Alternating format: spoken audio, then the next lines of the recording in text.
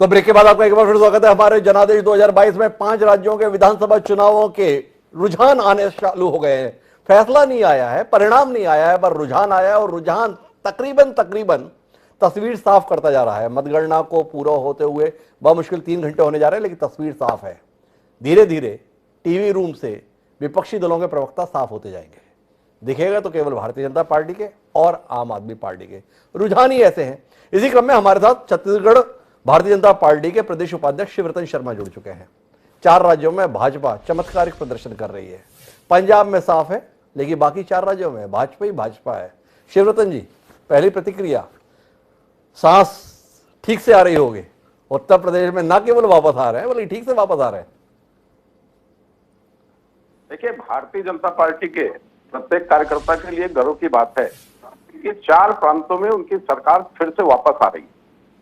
और हमारे मुख्यमंत्री जी छत्तीसगढ़ मॉडल को लेकर पहले असम में घूमते रहे और अब उत्तर प्रदेश में घूमते रहे।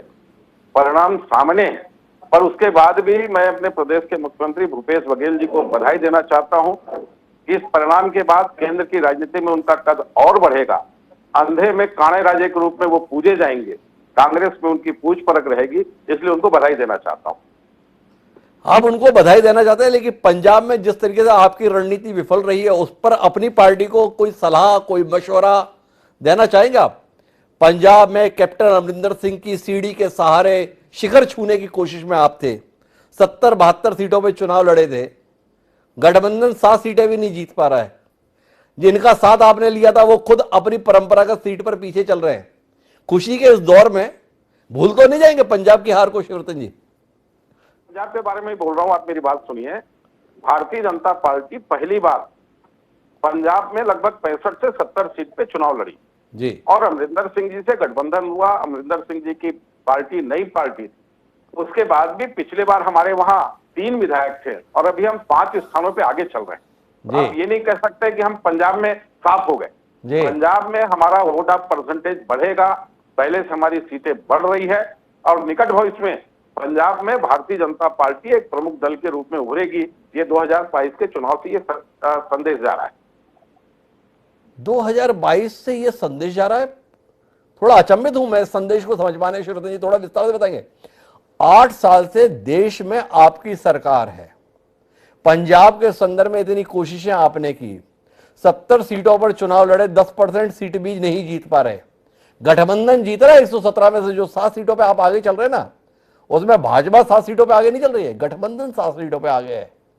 10% की भी सफलता हासिल नहीं हो रही है। क्या आपको नहीं लगता है नए सिरे से विचार करने की जरूरत पंजाब के संदर्भ में आपको है, या नकार देना चाहते हैं इस असफलता को? भारतीय जनता पार्टी ने पंजाब में नए सिरे से ही शुरुआत की है जी। किसान आंदोलन का असर था, उसके चलते अकाली दल से हमारा गठबंधन टूटा। और चुनाव के शुरुआती दौर में तो स्थिति ये थी कि भारतीय जनता पार्टी के लोग गांव में घुस नहीं पा रहे थे। और उसके बाद हमारा गठबंधन हुआ और गठबंधन के पश्चात हमने वहां प्रवेश किया है। मैंने बोला ना, 2022 पंजाब में भारतीय जनता पार्टी को स्थापित करने के लिए एक नए वर्ष के रूप में शुभ संकेत लेकर के आया है। और आने वाले वर्षों में लोकसभा चुनाव में भारतीय जनता पार्टी एक प्रमुख दल के रूप में पंजाब में रहेगी। शिवरतन जी, एक सवाल और। क्या है, भाजपा की सफलता पे बात करके मैं आपका समय जाया नहीं करना चाहता। उन विषयों पे बात की जानी चाहिए जिसके संदर्भ में सामान्य तौर पर बात नहीं होती। 2014 में आप सत्ता में आए देश में, आम आदमी पार्टी आई दिल्ली में। आम आदमी पार्टी ने पंजाब में 8 साल में इतनी मेहनत की कि 88 सीटें जीत रही है। क्या समय नहीं आ गया है कि भारतीय जनता पार्टी को आम आदमी पार्टी से कुछ सीखने की जरूरत है? दिल्ली में आपके नाक के नीचे वो जैसी सफलता हासिल करती है, और पंजाब में आपकी कोशिशों के बीच में किसान आंदोलन से आम आदमी पार्टी का क्या सरोकार, इसके बाद भी जीती। क्या आपको नहीं लगता है कि हाँ, अरविंद केजरीवाल से अब हमें भी सीखने की जरूरत है? पार्टी ने पहली बात। दूसरी बात, आप दिल्ली का उल्लेख कर रहे हैं। दिल्ली में ठीक है, हम विधानसभा का चुनाव हारे, पर लोकसभा की सातों सीट 2014 और 2019 में हम जीते। और आने वाले लोकसभा चुनाव में पंजाब का परिणाम भी बीजेपी के लिए बहुत लाभदायक रहने वाला है। तो कुल मिलाकर भविष्य की उम्मीद के साथ में शिवरतन शर्मा जी, लेकिन वो बेहद उत्साहित है इस समय 4 राज्यों की जीत के समय। बहुत बहुत धन्यवाद शिवरतन जी हमारे साथ जुड़ने के लिए। तो कुल मिलाकर तस्वीरों का सिलसिला जारी है। नए नए मेहमान हमारे साथ जुड़ रहे हैं। थोड़ी देर में हमारे साथ में मध्य प्रदेश भारतीय जनता पार्टी के प्रदेश अध्यक्ष वीडी शर्मा जी, जो संगठन के ही व्यक्ति हैं, वो हमारे साथ होंगे। तो वीडी शर्मा जी हमारे साथ में आ चुके हैं। वीडी शर्मा जी, जो कुछ रुझान आए हैं, आपकी पहली प्रतिक्रिया? हिमांशु जी, मेरी पहली प्रतिक्रिया है कि इस देश के अंदर भारत के लोकप्रिय प्रधानमंत्री माननीय नरेंद्र मोदी जी के प्रति जनता का अथाह विश्वास है। जी, जिस प्रकार से गरीब कल्याण की योजनाओं के आधार पर माननीय प्रधानमंत्री ने गरीबों का जीवन बदला है, तो उत्तर प्रदेश, उत्तराखंड, गोवा और मणिपुर के अंदर जो व्यापक समर्थन भारतीय जनता पार्टी को मिला है, ये माननीय प्रधानमंत्री जी के प्रति इस देश की जनता का विश्वास है। और उत्तर प्रदेश जैसे राज्यों में भय मुक्त उत्तर प्रदेश माननीय योगी जी के नेतृत्व में जो बना, तो माननीय प्रधानमंत्री के साथ योगी जी के इस अभियान को भी जनता ने समर्थन दिया है। इसलिए माननीय प्रधानमंत्री हमारे नेतृत्व के प्रति और जनता का गरीब कल्याण की योजनाओं में जो विश्वास है, उसके आधार पर प्रचंड बहुमत की जीत भारतीय जनता पार्टी को मिली है। प्रचंड बहुमत की जीत प्रधानमंत्री जी के चमत्कारिक नेतृत्व में मिली है। तो ये प्रचंड जीत के बीच में पंजाब की प्रचंड हार के संदर्भ में भी वीडी शर्मा जी कुछ कहना चाहेंगे? इस हार के लिए कौन जिम्मेदार? नहीं, पंजाब में हिमांशु जी, आप अगर देखेंगे कि भारतीय जनता पार्टी 2 सीटें प्लस कर रही है जी। आज के समय में जो पंजाब की जो स्थिति थी, उसके आधार पर मैं कह सकता हूं कि ये थोड़ा झूठ छल कपट की राजनीति करने वाले लोग, जो जिनको आज पंजाब के अंदर जो ट्रेंड में उनको जो बढ़त मिली है जी, मैं ऐसा मानता हूं कि पंजाब की जनता भी माननीय प्रधानमंत्री और हमारी योजनाओं के प्रति आगामी समय में भारतीय जनता पार्टी को, माननीय प्रधानमंत्री जी को प्रचंड बहुमत के साथ समर्थन मिलेगा, आज नहीं तो कल। लेकिन जो हुआ है वहां पर, आपने पंजाब की परिस्थितियां देखी होंगी जी, और ये जो लोग हैं, जिस प्रकार से जिन्होंने दिल्ली के अंदर किया, उसी प्रकार से पंजाब के अंदर भी जो करने का प्रयास किया है। लेकिन मैं ऐसा मानता हूं कि इस पर हमारा संगठन, माननीय प्रधानमंत्री जी तो लगातार, आपको ध्यान में है कि देश के लिए 24 घंटे काम करने वाले ऐसा पहला प्रधानमंत्री देश का, लेकिन पंजाब के अंदर भी हमको कहीं न कहीं पुराने उसके आधार पर तो हमको थोड़ा बहुमत मिलेगा ही, आगे भी हम जाएंगे। लेकिन ये जो हुआ है, इसके बारे में जरूर हमारा संगठन तो इस पर हमेशा से ही अपनी चीजों के बारे में तैयार रहता है कि यहां पर हुआ। और पंजाब में आप जैसे लोगों का आना, ये छल कपट की राजनीति करने वाले लोग, मैं तो इसको थोड़ा दुर्भाग्यजनक मानता हूं। लेकिन चूंकि जनता जनार्दन है, जनता ने अगर उनको विश्वास दिया है, तो जनमत का समर्थन और जनमत का विश्वास और उसको सम्मान करना, ये तो सबकी जिम्मेदारी है। लेकिन फिर भी इस पर जरूर हम लोगों को तो लगेगा कि भारतीय जनता पार्टी भी आगामी समय में पंजाब के अंदर भी इतिहास बनाएगी। क्या अजीब स्थिति है वीडी शर्मा जी, आप पश्चिम बंगाल में मेहनत करते हैं, 3 सीटें पिछले विधानसभा चुनाव में जीते थे, तो इस बार जब चुनाव हुए तो आप 77-78 सीटें जीतते हैं। पंजाब के संदर्भ में आप 3 सीटें जीतते हैं, और वीडी शर्मा जी जैसा कुशाग्र संगठक, प्रदेश अध्यक्ष आप बाद में हैं, संगठक पहले हैं, और ये दलील देने के लिए मजबूर होते हैं देखिए पिछली बार से 2 सीटें ज्यादा जीत रहे हैं। पीड़ा नहीं है आपको इन खुशी के क्षणों में कि पंजाब में कुछ नए सिरे से करने की जरूरत है, नई योजना के साथ जाने की जरूरत है? संगठक हैं आप, इस दृष्टि से कुछ सोच नहीं है? हिमांशु जी, आपने बिल्कुल ठीक कहा कि पंजाब में जो करना है वो बिल्कुल होगा। और हमारे संगठन माननीय जेपी नड्डा जी के नेतृत्व में जिस प्रकार से हम देश के अंदर आगे बढ़ रहे हैं, माननीय अमित शाह जी की कुशल रणनीति के आधार पर पंजाब भी अछूता नहीं रहेगा। मैंने इसलिए कहा ना कि पंजाब अछूता नहीं रहेगा, क्योंकि आज परिस्थितियां क्या बनी हैं, उन परिस्थितियों के कारण से आपको ये जो ट्रेंड आ रहे हैं उनको बहुमत मिल रहा है। लेकिन मुझे पूर्ण विश्वास है, और हम सब लोग मिलकर के माननीय प्रधानमंत्री के नेतृत्व में, माननीय नड्डा जी के नेतृत्व में, माननीय अमित शाह जी के नेतृत्व में जरूर पंजाब के अंदर भी जो कुछ जरूर होगा वो जरूर करते हुए हम वहां पर भी अपना स्थान बनाएंगे। अच्छा, एक आपसे जो बात करनी है वीडी शर्मा जी, वो ये जानना है कि देश का सबसे पुराना राजनीतिक दल है भारतीय राष्ट्रीय कांग्रेस। ये चुनाव भारतीय राष्ट्रीय कांग्रेस के लिए जो रुझान दे रहे हैं, आपका मन दर्द से नहीं भर रहा है कि देश का सबसे पुराना राजनीतिक दल किस स्थिति में पहुंच रहा है? कोई टिप्पणी करना चाहिए वीडी शर्मा जी इसके संदर्भ में? कुछ मदद करने का इरादा है? भाई इतना पुराना राजनीतिक दल है, उसको इस स्थिति से उबारने के लिए कोई प्रयास, कोई कोशिश वीडी शर्मा जी या उनकी पार्टी से हम उम्मीद कर सकते हैं?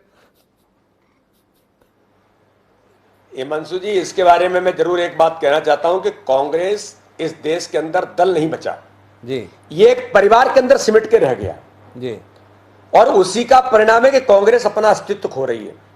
आज पूरे देश के अंदर। मैं कल मध्य प्रदेश के हमारे पार्षदों के चुनाव हुए थे, 20 पार्षदों के, वहां 12 बीजेपी जीत करके आई। कोई भी राज्य ऐसा नहीं बचा है, छिंदवाड़ा के अंदर जीत करके आई, कोई भी राज्य ऐसा नहीं बचा है जहां कांग्रेस का अस्तित्व हो। कांग्रेस अपनी नीतियों के कारण, कांग्रेस अपने नेतृत्व के कारण, जो देश विरोधी ताकतों के साथ खड़े होने का चरित्र कांग्रेस का, माननीय प्रधानमंत्री ने लोकसभा के अंदर कहा कि इनके जीन्स में अभी भी फूट डालो राज्य करो, ये जनता अब समझ गई कि ये अंग्रेजों की नीति थी, चली गई, अब ये कांग्रेस की नीति नहीं चल सकती। लेकिन आप जैसे लोग भी अभी थोड़ा विद्यमान हैं, वो दिल्ली के अंदर और थोड़ा पंजाब के अंदर उनको अगर समर्थन मिल रहा है तो यह हमारे लिए गंभीर चिंता का विषय। ये उसी की बी टीम है जो देश विरोधी ताकतों के साथ काम करने वाली बी टीम है ये सब।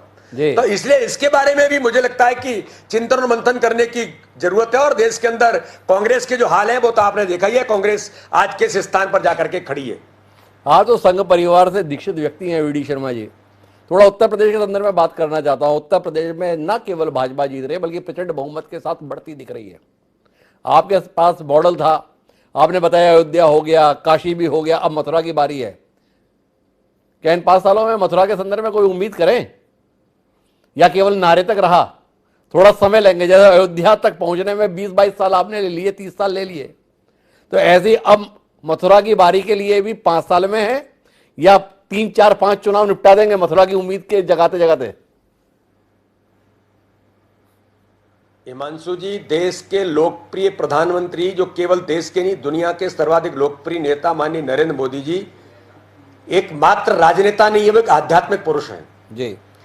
और जो प्रधानमंत्री देश का चुनने के बाद, चाहे पहली बार या दूसरी बार, एक आध्यात्मिक शक्ति पर जाकर के एनर्जी को प्राप्त करते हैं, ऊर्जा को प्राप्त करते हैं, ऐसा व्यक्तित्व आध्यात्मिक पुरुष भारतीय जनता पार्टी के हमारे देश के प्रधानमंत्री हैं। मैं ऐसा मानता हूं कि इस भारत के अंदर कोई भी चीज ऐसी नहीं बचेगी जो 500 वर्षों के इतिहास में राम मंदिर का मुद्दा था, माननीय प्रधानमंत्री की कुशल रणनीति से, माननीय न्यायालय के साथ देश के अंदर सहजता पूर्वक हो गया।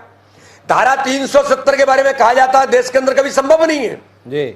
हम लोग वो थे जो 1990 के अंदर जहां हुए बलिदान मुखर्जी वो कश्मीर हमारा, हम नारा देकर के जाते थे जी। आज वो धारा 370 देश के अंदर नहीं है। ये भारत के प्रधानमंत्री और देश के गृह मंत्री अमित शाह जी की इच्छा शक्ति का परिणाम है। देश के अंदर कोई भी ऐसी बातें होंगी, मैं आपको पूर्ण विश्वास के साथ कहता हूं, कोई भी चीज ऐसी नहीं होगी जो इस देश के अंदर बचेगी। माननीय प्रधानमंत्री जी जनता के साथ, सबका विकास, सबका विश्वास और सबके प्रयासों से चीजें होंगी देश के अंदर जी। ये केवल कोई अकेले नहीं होंगी, सबके प्रयासों से होंगी। इसलिए देश के हर वर्ग के कल्याण के लिए माननीय प्रधानमंत्री संकल्पित हैं। उन सारे कामों को इस देश के अंदर माननीय प्रधानमंत्री जी कर रहे हैं। एक बात जानने में दिलचस्पी है, उत्तर प्रदेश में भाजपा अच्छा प्रदर्शन कर रही है, बहुत अच्छी बात है, लेकिन जो वीडी शर्मा जी अभी बता रहे थे कि देखिए पंजाब में हमारी 3 सीटें थी, अब हम 5 सीटें जीत रहे, 2 सीटें बढ़ रही हैं। पर उत्तर प्रदेश के संदर्भ में देख रहे हैं वीडी शर्मा जी कि समाजवादी पार्टी कैसा प्रदर्शन कर रही है। 48 सीटें थी, 112 सीटों पे आगे चल रही है। आप 2 सीटों के उदाहरण से खुश हो रहे हैं, तो अखिलेश यादव को आज क्या करना चाहिए? नहीं, अखिलेश यादव बिल्कुल खुश हो, लेकिन भारतीय जनता पार्टी की माननीय प्रधानमंत्री जी के प्रति विश्वास और माननीय मुख्यमंत्री योगी जी का जो भय मुक्त उत्तर प्रदेश बनाया है जी, उसका परिणाम है कि आज प्रचंड बहुमत 262 तक अभी आते आते मुझे लगता है और हम प्रचंड बहुमत की ओर जा रहे हैं जी। और लगातार चुनाव जीतना जी लोकतंत्र में ये आसान नहीं होता, लेकिन फिर भी मैं कहता हूं कि भारतीय जनता पार्टी के प्रति जी जो माननीय प्रधानमंत्री और माननीय अमित शाह जी की रणनीति और हमारे योगी जी ने जो काम उत्तर प्रदेश के अंदर किया है, भयमुक्त उत्तर प्रदेश बनाया, उसको समर्थन जनता ने उत्तर प्रदेश के अंदर दिया है। ये भयमुक्त शासन की जीत है या रणनीति की जीत है जिसके तहत बहन जी को घर में बिठाया? वीडी शर्मा जी। हिमांशु जी, ये अमित शाह जी की कुशल रणनीति तो हमेशा से रही है इस देश के अंदर, कोई भी चुनाव हो जी। और माननीय प्रधानमंत्री के प्रति मैंने कहा कि विश्वास है जी। और जिस प्रकार से योगी जी ने जो काम किया है, आप देखेंगे इंफ्रास्ट्रक्चर में रोड, सड़क, बिजली, पानी जी। और जिस प्रकार से जो गुंडिज्म था बीएसपी, एसपी, इन लोगों की अपराधीकरण की प्रवृत्ति राजनीति में जो इन्होंने किया था, जनता ने उससे बचने का काम किया। और जनता को जो लग रहा था कि योगी जी ने जो पूरे माफियाओं को समाप्त कर दिया, इन माफियाओं को समाप्त करके आज उत्तर प्रदेश को भयमुक्त बनाया, उसका समर्थन जनता ने उत्तर प्रदेश के अंदर दिया है, जो माननीय प्रधानमंत्री के प्रति भी अथाह विश्वास है। नहीं, मैं जानना चाहता हूं कि हमने कांग्रेस के संदर्भ में भी बात कर ली, आम आदमी पार्टी के संदर्भ में भी बात कर ली। 403 विधानसभा सीटें हैं उत्तर प्रदेश की, रुझान है हमारे पास में, उसमें 265 सीटों पे भाजपा आ गया, 113 पे समाजवादी पार्टी आ गए हैं। बहुजन समाज पार्टी जिसने 2007 से 2012 तक स्पष्ट बहुमत की सरकार चलाई थी, मात्र 4 सीटों पे आ गए हैं। वी डी शर्मा जी को लगता है कि इस पर कोई टिप्पणी करनी चाहिए? हिमांशु जी, इस देश के अंदर माननीय प्रधानमंत्री नरेंद्र मोदी जी ने राजनीति की दिशा बदल दी है जी। माननीय प्रधानमंत्री ने भारत की राजनीति में वर्क कल्चर खड़ा कर दिया है जी। वो हम सांसदों को भी कहते हैं, हमारे सभी जनप्रतिनिधियों को कहते हैं, जनता के प्रति जनता का विश्वास जीतना। और माननीय प्रधानमंत्री एक चीज कहते हैं कि सबका साथ, सबका विकास और सबका विश्वास। अल्पसंख्यक समुदाय के लोग भी, जिनको हमेशा कहा जाता था कि भारतीय जनता पार्टी के विरोधी है भारतीय जनता पार्टी, उन मित्रों ने भी भारतीय जनता पार्टी को इन चुनावों में कहीं न कहीं समर्थन देकर के सबका विश्वास जीतने की बात और संकल्प माननीय प्रधानमंत्री का है, उसमें भी हम सफल होते दिख रहे हैं। और केवल जाति की राजनीति करना, केवल तुष्टीकरण की राजनीति करने वाले लोग इस देश से बाहर जा रहे हैं, चाहे वो कांग्रेस हो, चाहे वो बसपा हो। और मैं आपको विश्वास दिलाता हूं हिमांशु जी, समय दूर नहीं होगा, पंजाब में जरूर बढ़त इनको मिली होगी आपको। ये भी वही लोग हैं, ये भी जल्दी देश से साफ हो जाएंगे। जहां पर कुछ जगह पर इनको अगर मिल गया है तो वहां से ये भी जल्दी साफ हो जाएंगे। मिला नहीं है वी डी शर्मा जी, एक तरफा मिला है। 117 सीटें हैं, 90 सीटों पे आगे चल रही है आम आदमी पार्टी। भाजपा ढूंढती रह गई, ऐसी सफलता मिली नहीं कहीं। बिल्कुल। कोई टिप्पणी है आपकी? ऐसे देश विरोधी ताकतों को पंजाब के द्वारा पसंद किया गया। अगर आपकी बात में भरोसा करें, पंजाब की मानसिकता क्या है? भारतीय जनता पार्टी, हिमांशु जी, Bharatiya Janata party cadre base organisation है। मैंने कहा लोकतंत्र में हम जनमत का सम्मान करते हैं, लेकिन ये बात मैं जरूर कहता हूं कि इनको समझने में जनता देर नहीं करेगी। दिल्ली की जनता ने भी इनको समझ लिया है, इनको चरित्र को भी समझ लिया है, इनके व्यवहार को भी समझा है, पंजाब के अंदर भी समझ लेगी। वो दिन दूर नहीं है, जल्दी ही यह समय आएगा। एक और विषय पर टिप्पणी चाहिए, हालांकि यह सवाल आपको उत्साहित ही करेगा। एन चुनाव की प्रक्रिया के दौरान 3 योगी आदित्यनाथ मंत्रिमंडल के सदस्यों ने भाजपा छोड़ी। हमारे पास ताजा तरीन रुझान यह है कि वो तीनों मंत्री जो थे वो चुनाव में पीछे चल रहे हैं। क्या संदेश है इसका वी डी शर्मा जी, आपके अनुसार?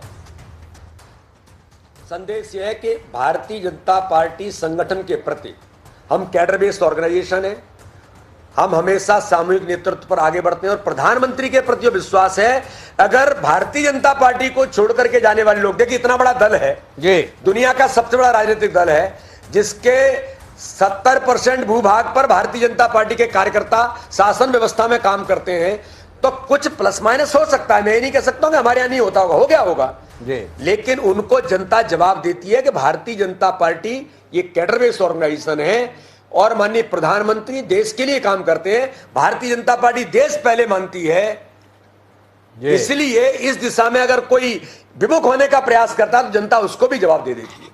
अब इस पूरी बातचीत का आखिरी सवाल वी डी शर्मा जी, बड़े स्तर पर राजनीतिक प्रेक्षकों का यह आकलन है कि भले ही कांग्रेस पार्टी के संदर्भ में भाजपा के तमाम नेता बोलेंगे एक परिवार तक सिमट कर रह गई है, पर भारतीय जनता पार्टी के संदर्भ में भी ये आकलन है कि ये 2 लोगों तक सिमट कर रह गई है।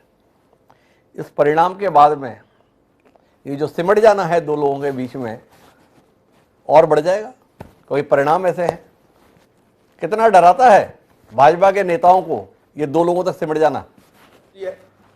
हिमांशु जी, बिल्कुल ऐसा नहीं है। भारतीय जनता पार्टी के हमारे लोकप्रिय प्रधानमंत्री, जो दुनिया के सर्वाधिक लोकप्रिय नेता हैं, माननीय अमित शाह जी, माननीय JP Nadda ji, Bharatiya Janata party team spirit पर काम करती है। माननीय राजनाथ सिंह जी, नितिन गडकरी जी, ये टीम स्पिरिट है, भारतीय जनता पार्टी की टीम है जिनके नेतृत्व में हम आगे बढ़ रहे हैं। और मैं ऐसा मानता हूं कि 24 घंटे 365 दिन जो व्यक्ति इस देश के लिए एक दिन की छुट्टी नहीं लेता, जनता के अंदर, जनता के गरीबों के कल्याण के लिए काम करता है, मैं तो कहूंगा कि इस दुनिया के अंदर भारत के लोकप्रिय प्रधानमंत्री को दुनिया सर्वाधिक लोकप्रिय नेता मानती है, इस भारत के गरीबों के मसीहा हमारे प्रधानमंत्री हैं, तो हम इस प्रकार की बातें कोई विपक्ष के लोग कह सकते हैं, लेकिन भारतीय जनता पार्टी के कार्यकर्ताओं का हमारे नेतृत्व पर अथाह विश्वास, इस देश के अंदर और जनता का अथाह विश्वास, इसलिए लगातार प्रधानमंत्री के नेतृत्व में आगे बढ़ रहे हैं, माननीय अमित शाह जी और जेपी नड्डा जी के नेतृत्व में आगे बढ़ रहे हैं। तो कुल मिलाकर वीडी शर्मा जी का कहना है कि न केवल कार्यकर्ताओं का बल्कि जनता का भी भाजपा के इस नेतृत्व में भरोसा है, इसीलिए हम आगे बढ़ रहे हैं। तो आपका बहुत बहुत धन्यवाद वीडी शर्मा जी, और आपको बधाई। रुझानों के जो प्रारंभिक संदेश हैं उसके मद्देनजर 4 राज्यों में आप वापसी कर रहे हैं बहुत धमाकेदार तरीके से। बहरहाल तो आइए, हमारे साथ वीडी शर्मा जी थे, प्रदेश अध्यक्ष मध्य प्रदेश भारतीय जनता पार्टी। लेकिन हमारे पास में रुझान अब स्पष्ट तस्वीर बयान कर रहे हैं। उत्तर प्रदेश के संदर्भ में जैसा कि आकलन था उसी के अनुरूप रुझान है। भारतीय जनता पार्टी एक ठीक ठाक बहुमत के साथ सत्ता में वापसी कर रही है। पिछली बार के मुकाबले नुकसान है उसे, तकरीबन 50 से ज्यादा सीटों का नुकसान है, लेकिन इसके बावजूद भी वह एक ठीक ठाक बहुमत के साथ है। 403 विधानसभा सीटें हैं, 265 सीटों पर भाजपा आगे, 124 सीटों पर समाजवादी पार्टी आगे। बहुजन समाज पार्टी एक ताकत के तौर पर अब उत्तर प्रदेश में स्वीकार्य नहीं है, मात्र 4 सीटों पर आगे हैं। कांग्रेस पिछली बार के मुकाबले भी पीछे है। प्रियंका गांधी की तमाम कोशिशें चर्चाओं में लाने में भले ही कामयाब रहीं, लेकिन उसे सीट दिला पाने में कामयाब नहीं रही। कुल 4 सीटों पर आगे है, अन्य 3 सीटों पर संदेश साफ है, उत्तर प्रदेश अभी भी भाजपा के साथ है। उत्तराखंड को लेकर कांग्रेस की उम्मीदों ने दम तोड़ दिया है। भाजपा पिछली बार के मुकाबले नुकसान में, लेकिन फिर भी ठीक ठाक बहुमत के साथ 44 सीटों पर आगे है। कांग्रेस उसके मुकाबले आधी है, 23 सीटों पर आगे है। आपने भले ही कर्नल कोठियाल को अपना सीएम कैंडिडेट घोषित किया, लेकिन वह ना तो वह खुद जीत रहे ना अपनी पार्टी को जिता रहे, किसी सीट पर आगे नहीं। अन्य 3 सीटों पर आगे हैं। मणिपुर के संदर्भ में भाजपा सत्ता में रहेगी, संदेश साफ है। 25 सीटों पर भाजपा आगे है, कांग्रेस मात्र 12 पे है, अन्य 23 पे है। गोवा में मामला अभी भी भाजपा को स्पष्ट बहुमत नहीं दे रहा है, लेकिन कांग्रेस से आगे बनाए हुए है। 18 सीटों पर भाजपा है, कांग्रेस मात्र 11 सीटों पर है। आम आदमी पार्टी 2 सीटों पर आगे है, अन्य 9 पर आगे है। कुल मिलाकर भाजपा 4 राज्यों में सत्ता में आते दिख रही है। आम आदमी पार्टी एक क्षेत्रीय राजनीतिक दल से राष्ट्रीय राजनीतिक दल में तब्दील होती दिख रही है। पंजाब में सुनामी चल रही है, लहर चल रही है, आंधी चल रही है, तूफान उठा हुआ है। 117 सीटों में से 90 सीटों पर आम आदमी पार्टी आगे है। देश के वरिष्ठ पत्रकारों में शुमार और राजनीतिक विश्लेषक गिरिजा शंकर जी मेरे साथ में हैं। गिरिजा शंकर जी की पहली प्रतिक्रिया इन रुझानों पे। को आए हुए अभी 3-3.5 घंटे हुए हैं, और आमतौर पर ये माना जाता है कि ये बहुत प्रारंभिक रुझान है और आगे तस्वीर बदल सकती है। लेकिन आज के जो रुझान है उसको देखते हुए ऐसा नहीं लगता। जो ट्रेंड है वो ट्रेंड एक तरह से सेट हो गया है, और चुनाव परिणाम भी लगभग इसी के आसपास होंगे। 4 राज्यों में सरकारें बीजेपी की रिपीट हो रही हैं और पंजाब में कांग्रेस हार रही है। इसका जो एक निष्कर्ष निकलता है वो ये है कि सरकारें अपनी एंटी इनकम्बेंसी या अपनी अलोकप्रियता के कारण नहीं जाती, जब तक के कि विपक्ष में एक ऑल्टरनेटिव विपक्ष मजबूत सामने न हो। पंजाब में आप देखिए कि आम आदमी पार्टी ने एक बेहतर विकल्प के रूप में अपने आप को प्रस्तुत किया। कांग्रेस की अपनी जो गलतियां थी, अपनी जो खामियां थी, उसका भरपूर फायदा उसको मिला, क्योंकि वो एक ऑल्टरनेटिव के रूप में वहां मौजूद थी। वैसी स्थिति बाकी राज्यों में देखने को नहीं मिलती। उत्तर प्रदेश में जो बीजेपी की सरकार बन रही है उसकी सीटें लेकिन बहुत कम हो रही हैं। आप देखेंगे कि चुनाव के शुरुआती दौर से ही आमतौर पर एक अवधारणा ये पूरे बन चुकी थी मीडिया में, मीडिया के बाहर भी, कि कैसे भी करके बीजेपी की सरकार तो बन जाएगी लेकिन सीटें उससे नहीं आएंगी। लगभग परिणाम जो है या जो रुझान है वो उसी की तरफ इंगित करते हैं। और यदि 250 सीट के आसपास बीजेपी रहती है तो सरकार तो उसकी बन जाएगी, लेकिन वो जो धमक है 300 सीट से ऊपर पाने वाली, वो धमक बीजेपी की नहीं रहेगी। और उत्तर प्रदेश में जो एक अच्छे लोकतंत्र के लिए बहुत जरूरी चीज है, एक अच्छा विपक्ष, लगभग 125 सीट का विपक्ष उत्तर प्रदेश में उभरने की जो संकेत हैं वो लोकतंत्र के लिए बहुत अच्छे साबित होंगे।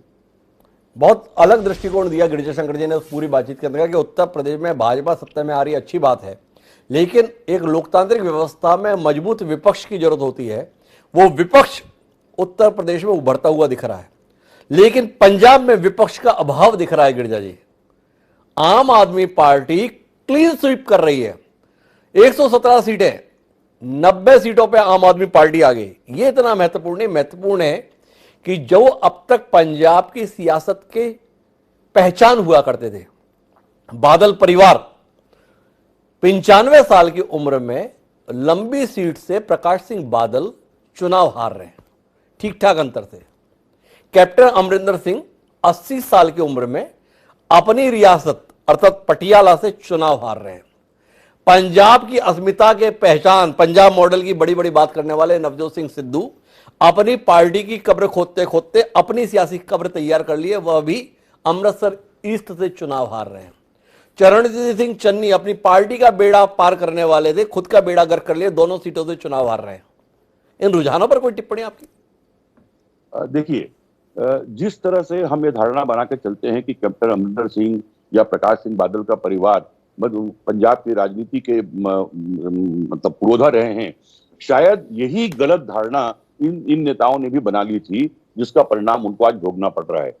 एक काफी समय से आप देखेंगे कि अकाली दल उतना रिलेवेंट नहीं रह गया था पंजाब की राजनीति में, और जब बीजेपी से उसने अपना गठबंधन समाप्त किया तो उनको ये उम्मीद थी कि जो कुछ पंजाब की राजनीति है वो हम गवर्न करेंगे और बीजेपी के साथ नाता तोड़ने के बाद हमारी स्थिति मजबूत होगी। लेकिन वो इस बात को भूल गए कि हालिया दौर में ये तमाम नेता जो है वो रिलेवेंट हो चुके हैं। कैप्टन अमरिंदर सिंह को जिस तरह से पार्टी ने मुख्यमंत्री पद से हटाया और बाद में वो पार्टी से अलग हुए, तो उनको भी ये गुमान था कि मैं बहुत बड़ा नेता हूं और पिछली सरकार मेरे कारण कांग्रेस की वहां बनी थी, कांग्रेस के कारण नहीं थी। तो उनका भी ये गुमान टूटता हुआ दिखता है, क्योंकि ये लोग इस बात को महसूस नहीं कर पाए कि बदले दौर में पंजाब की जो आम मतदाता हैं उनका रुझान बदल रहा है। कांग्रेस का जहां तक सवाल है, तो कांग्रेस में एक बहुत अच्छी शुरुआत चन्नी को लाकर कांग्रेस ने की थी, एक बहुत अच्छा फैसला था। लेकिन जिस तरह से कैप्टन अमरिंदर सिंह को हटाया गया, जो तरीका था हटाने का, जिस तरह सिद्धू को सिर पे बैठा दिया गया और सिद्धू की तमाम वो हरकतें जो किसी भी पार्टी में कहीं भी मतलब वो बर्दाश्त नहीं की जा सकती, उसको तवज्जो दिया गया, उसको महत्व दिया गया। तो कांग्रेस ने तो आजादी के बाद के चुनाव को देखें तो किसी भी राज्य में, किसी भी चुनाव में, किसी भी पार्टी में इस कदर सुसाइडल निर्णय लेने वाला जो है ये पहला उदाहरण होगा। कोई भी पार्टी इस तरह के फैसले नहीं लेती, और जिस तरह से कांग्रेस ने फैसला लिया, उसने एक तरफ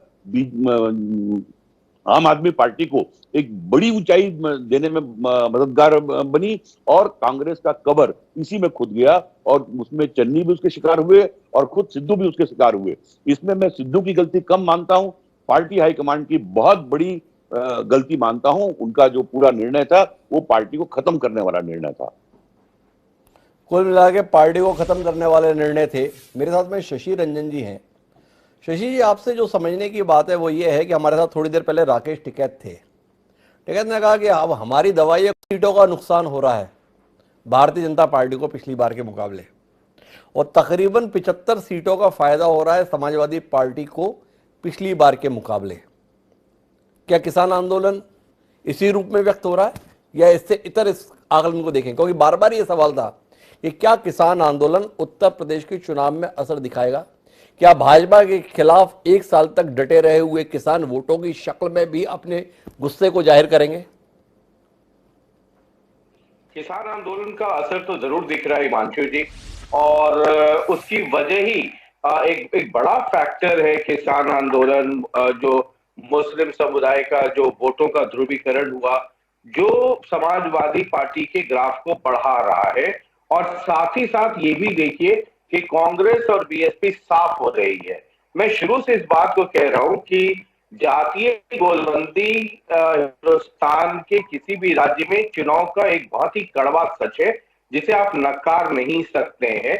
और तमाम पॉलिटिकल पार्टीज चाहे कोई भी हो, वो इस ताने बाने को बुनती है। और मैं लगातार ये कह रहा हूं कि मायावती का गिर जाना या बीएसपी का इररिलेवेंट हो जाना ये सबसे बड़ा फैक्टर है। और मैं शुरू से ये कह रहा हूं, जब से मैं उत्तर प्रदेश घूम कर आया, कि मायावती की पार्टी बीएसपी अगर 14-15% पे जाती है, क्योंकि हिमांशु जी जब मैं वहां पर घूम रहा था ऑन कैमरा ऑफ कैमरा, जब मैं लोगों से बात करता था तो जातियों में बटे हुए लोग थे, एक मतलब ऑलमोस्ट 95%। और मायावती का बीएसपी का गिर जाना और दलित वोट किसी भी सूरत में वो जाटों के साथ या यादवों के साथ नहीं जा सकती है। वो एक सामाजिक ताना बाना इस तरीके का है, एक विकल्प के तौर पर। और पहले भी हमने देखा है कई राज्यों में, बिहार में भी और हरियाणा में भी, दूसरे राज्यों में भी दलित का एक बड़ा चंक